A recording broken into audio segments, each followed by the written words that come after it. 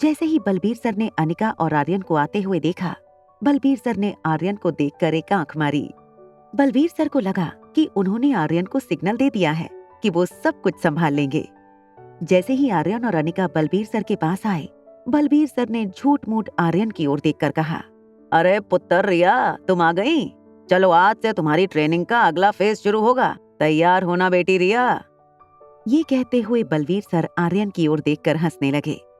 तभी अनिका ने बलबीर सर का कॉलर पकड़कर कहा, शर्म नहीं आती बच्चों के साथ मिलकर ऐसी प्लानिंग करते हुए? अभी पुलिस बुला के आपको अंदर करवाती हूँ। गुरु का काम होता है अपने शिष्यों को सच्ची राह दिखाना, और आप तो उन्हीं की राह पर चलने लगे। बलबीर सर, जो नॉर्मली कभी किसी से नहीं डरते थे, उन्हें आज अनिका के सवालों से बहुत डर लग रहा था। थोड़ी देर बलबीर सर की इस सिचुएशन का मजा उठाने के बाद अनिका ने उनका कॉलर छोड़ दिया। इतने अच्छे ग्रिप बहुत कम लोगों की होती है। मैं तुमसे अभी भी कहता हूँ, तुम मार्शल आर्ट की प्रैक्टिस करती रहो। तुम एक दिन जरूर इस एकेडमी का और मेरा नाम रोशन करोगी। सर, मैं जानती हूँ कि आपको अपनी इस एकेडमी का नाम जिंदा रखने के लिए एक अच्छे सक्सेसर की जरूरत है। आप आर्यन को ट्रेन करने की कोशिश कीजिए, शायद आपकी तलाश खत्म हो जाए। ये बात की ना तुमने? अब देखना मैं आर्यन को कैसे ट्रेन करता हूँ। अभी बलबीर सर और अनिका बातें कर रहे थे, तब रिया भी दौड़कर ऑफिस में आ गई। आर्यन और रिया को साथ खड़े देखकर अनिका की आंखें भर आईं। बलबीर सर ने पीछे से आवाज लगाते हुए अनिका से कहा, अब माँ का दिल दोनों बच्चों को देखकर भर गया हो तो क्या हम कुछ काम भी कर लें? तुम्हें तो सोने से फुर्सत मिलती है नहीं, आलसी कहीं की। बच्चों को तो कम से कम अपनी तरह मत बनाओ। ये कहकर बलबीर सर आर्यन और रिया को लेकर ट्रेनिंग सेंटर की ओर चले गए। अनिका ने रेखा मौसी को फोन लगाया। रेखा मूर्ति अनिका की वही मौसी थी जो उसे मनाली से बेंगलुरु ले गई थी।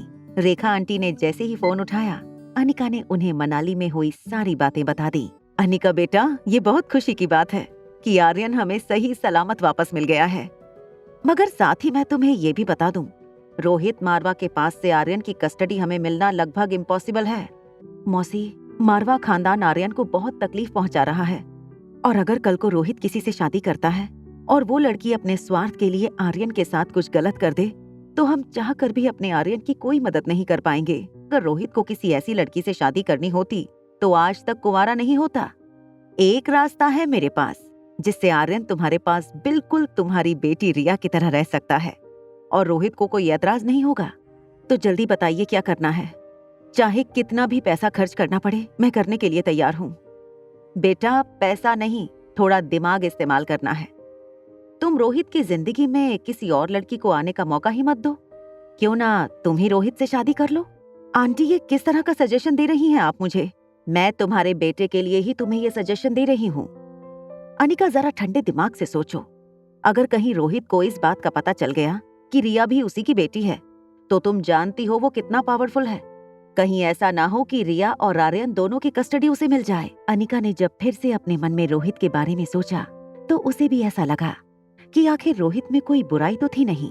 अनिका अपना पर्स उठाकर ऑफिस से बाहर निकली और ट्रेनिंग सेंटर में आर्यन और रिया को हाथ के इशारे से बाय करते हुए वहां से निकल गई। दादी माँ के आईसीयू वार्ड के बाहर रोहित सनी के साथ कुछ बात कर रहा था। अनिका उनके पीछे खड़ी होकर उनकी बात खत्म होने का इंतजार करने लगी।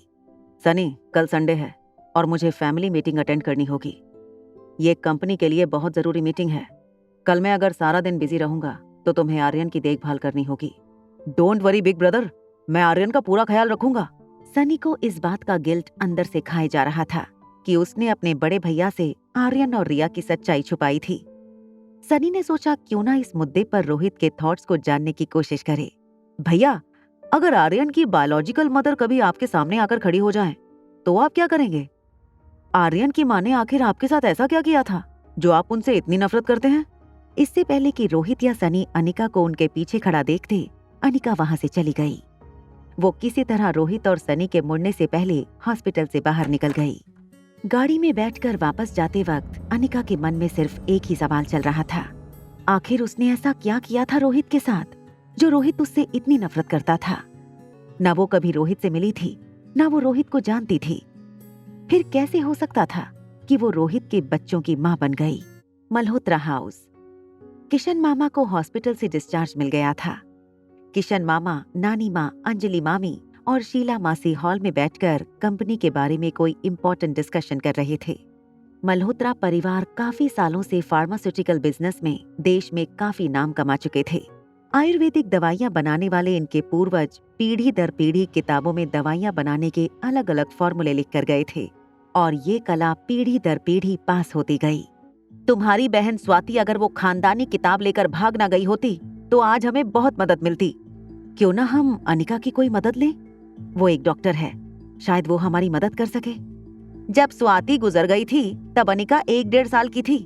भला उसे क्या समझ होगी आयुर्वेदिक मेडिसिन के बारे में? डॉक्टर होना एक बात है और दवाइयां बनाना दूसरी। I am so glad mama, you are fine now. जैसे ही अनिका ने किशन मामा को हक करने के लिए अपनी बाहें खोली, उसके हाथ में रखी दवाइयों की थैली जमीन पर गिरी। सारी दवाइयां बाहर निकल गईं। अलग अलग कॉम्पोजिशंस में बनी इन दवाइयों को देखकर शीला मासी चौंक गई। आगे की कहानी जानने के लिए देखें अगला एपिसोड सिर्फ पॉकेट एफएम के यूट्यूब चैनल पर। और एक लड़की को देखा तो के सारे एपिसोड को सुनने के लिए डिस्क्रिप्शन में दी गई लिंक से डाउनलोड करें पॉकेट एफएम ऐप।